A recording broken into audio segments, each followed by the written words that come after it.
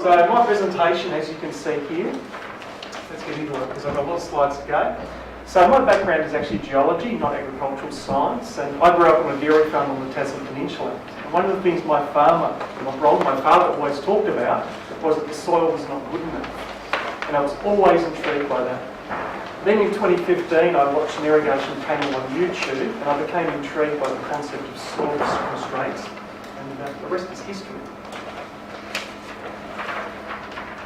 So for my honours project, I was lucky enough to have the opportunity to investigate the idea of soil constraints at a dairy farm at Tunbridge. So Tunbridge gets less than 500 millimetres per annum of rain, and by comparison the circular head dairy region receives about 1100 millimetres of rain per annum.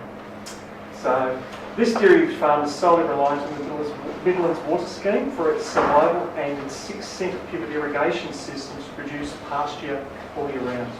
By the way, there are approximately 3,000 to 4,000 centre pivots across Tasmania.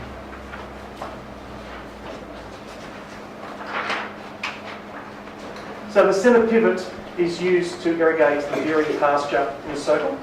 The pivot of the study consisted of 9 spans on a total of 50 metres with a total length of 450 metres. The centre pivot is divided into 6 grazing blocks, and I chose one of those grazing blocks as the study area.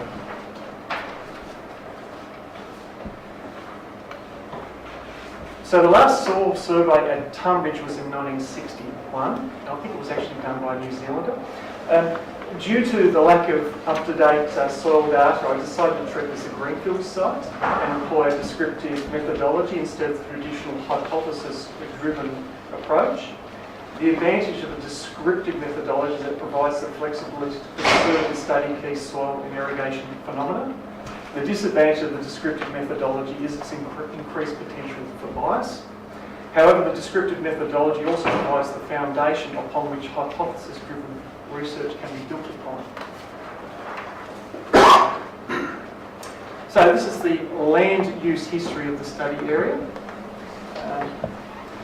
Hugging is the action of cows' hooves sinking into the soil, if you don't know that, which can destroy pasture on wet soil. There was only a very small wet marshy area in the grazing block, which channeled the water into a drain. The slopes and the hilltops were dry, so plugging was not an issue at this site, except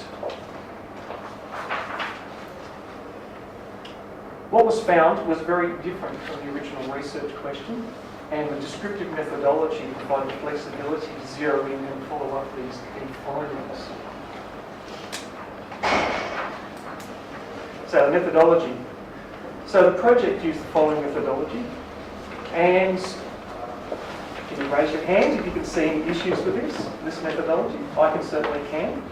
So firstly, the methodology wasn't replicated. Secondly, the study area was not actually compared to a grazing block that had not been used by cows. And finally, the data was collected in April 2016, and there was no opportunity to collect data over multiple seasons. However, as an honours project, it's very limited in terms of time and funding, and the risk of potential bias was accepted and accounted for.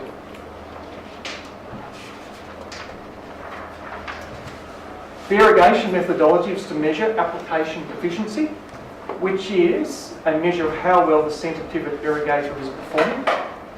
Runoff. There was no cheap way of collecting in-paddock runoff, so I had to design my own tool, which is now which I call the pasture runoff collector. I couldn't actually think of a better name, sorry about that. If you've got a better idea, please let me know. So this was designed locally by PFG Group. And we also looked at IAR, which is the instantaneous application rate, which is the amount of water which is seen by the soil at one point in time. And IAR is a measure of potential runoff, which then can be compared to the actual collected runoff.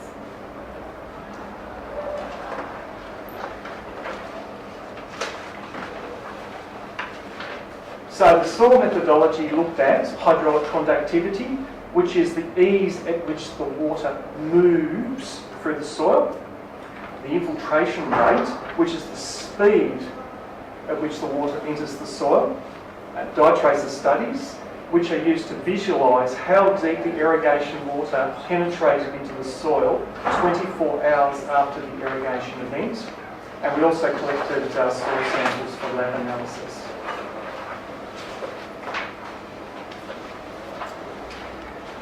Here are the irrigation results, and I apologise for the wall of numbers. So the distance from the centre pivot increases by span. So span 2 is closest to the pivot centre, and span 8 is the furthest away from the pivot centre. The results show that in-paddock runoff increased as we moved towards the outer span, so that's moving from span 2 out to span 8. The instantaneous application rate also increased as we moved outwards from the pivot centre. The spreaders, and you can see the little red arrow, what the spreaders do is they make the spray footprint larger. The spreaders make a significant difference in reducing in-paddock runoff.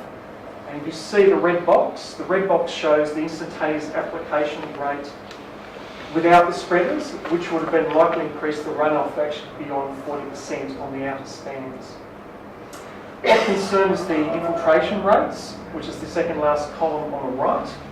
The infiltration rate of the sandy soil is somewhere between 20 to 250 millimetres an hour. So the soil in the study area is at the lower end. Hydraulic conductivity is also low, with the range of sandy soil being 15 to 50 millimetres an hour. This is probably a better way of actually looking at the results of runoff. And we can see with the blue line, we can see the importance of the spreaders in reducing potential runoff. We can also see that runoff on the outer spans is up to about 40%. And this is in-paddock runoff. Interesting question you may have noticed is where is slope in all this? And slope, what we found, had no impact on irrigation efficiency, except as a means to channel the runoff to the low-lying grounds. Thank you. I think we're on track. Okay, so why all this runoff? The issue is due to compaction of the soil. Bulk density, I think I've gone a bit too far. There we go. Sorry about that. So all this runoff, so this is due to compaction of the soil. Bulk density is an indicator of soil compaction, and the high bulk density restricts the pasture regrowth. We can see with the bulk densities in the study area are quite high. When we compare the red boxes to the green box, and the green box being the ideal state. Readily available water is the amount of soil water available to plants, and this was low in the study area. The raw for a typical sandy soil is around 30%. Drainable porosity is the volume of the water that is removed and added as the water table changes in response to gravity, and this was also very low. So the drainable porosity for a typical sandy soil should be typically 18 to 35%.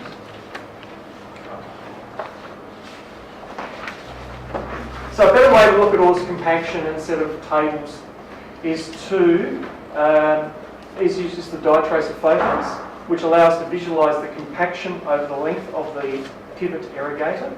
Notice these are plan view photos, so you're actually taking the photo, actually looking down on the actual soil. These photos were then converted into black and white images, and then the black pixels were then counted. As we can see, it's 62 metres. Not sure I've actually got the right slide. Yes, 62 metres from the pivot centre. Only 85% of the irrigation water penetrated the soil at ground level. At 209 metres from the pivot centre, 46% of the irrigation water penetrated to the ground level. And at 411 metres from the pivot centre, less than 10% of the irrigation water penetrated at the ground level. So in summary, runoff increased as we moved outwards from the pivot centre, and compaction also increased as we moved away from the pivot centre.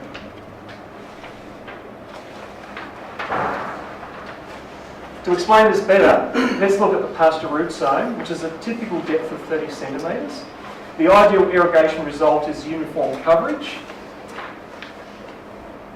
of the pasture root zone down to 30 centimetres. With compaction and crusting, so crusting is surface sealing, which leading to water repellence, and therefore with compaction and crusting, water cannot easily move through the soil, so the only top of the pasture root zone regularly receives irrigation water. With compaction and macropore flow, so macropore flow is preferential flow down cracks, animal burrows and around rocks, which means only part of the pasture root zone, again, regularly receives irrigation water.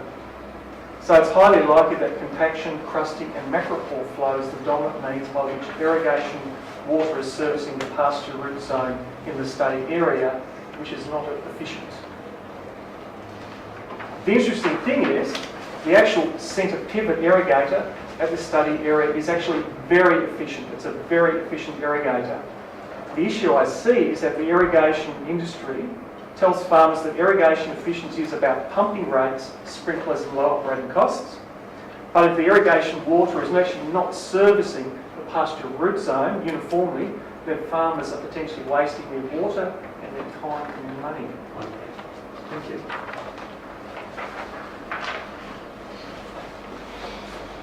So this is the current situation here. And farmers have an ongoing pressing commitment to maintain the efficiency of their centre pivot irrigation systems. What I'm proposing is perhaps we can make this easier for our farmers by using low-cost tools to see what actually is happening to their irrigation once the water hits the soil surface, then optimising the pumping rates and sprinklers and operating costs to support uniform pasture growth. So I think diet tracer studies and runoff kits, which are cheap and can deliver engaging results quickly, can be used as part of the extension of farmers. I think there's an opportunity to validate and fine-tune the methodology on other dairy farms and build data sets for comparison. I also believe that we can use tools to complement research, for example, assist in the development of automatic irrigation systems and improve environmental sustainability. Thank you.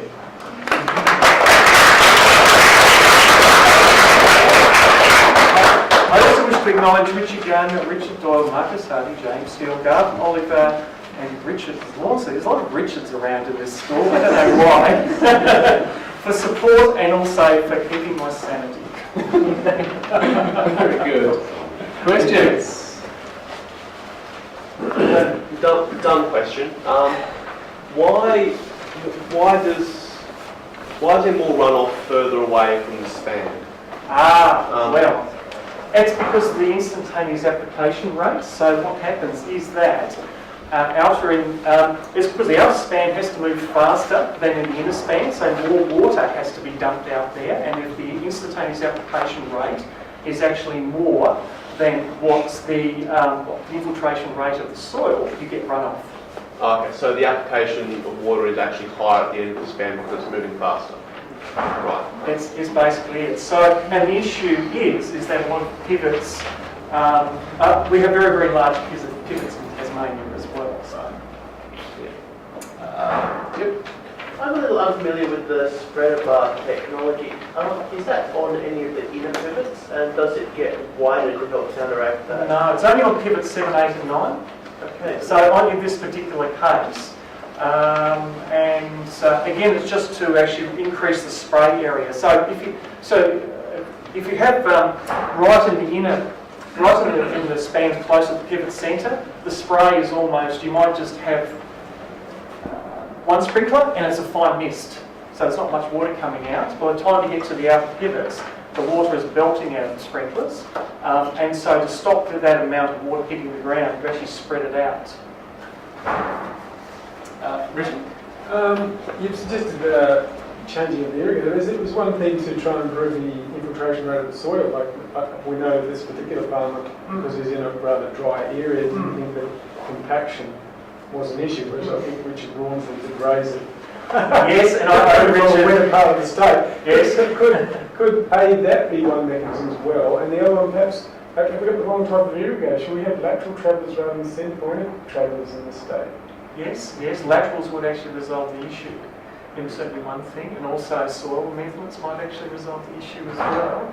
I'm more thinking about that we actually develop some ways for letting the farmers actually see the issue and then engaging them and then having an open discussion about how we can improve the centre pivots which are already there in the state. Well, Tony, with if you're going down the centre pivot road, is there therefore a trade-off between efficiencies in terms of size of your pivot versus what it's actually doing for you? There potentially is.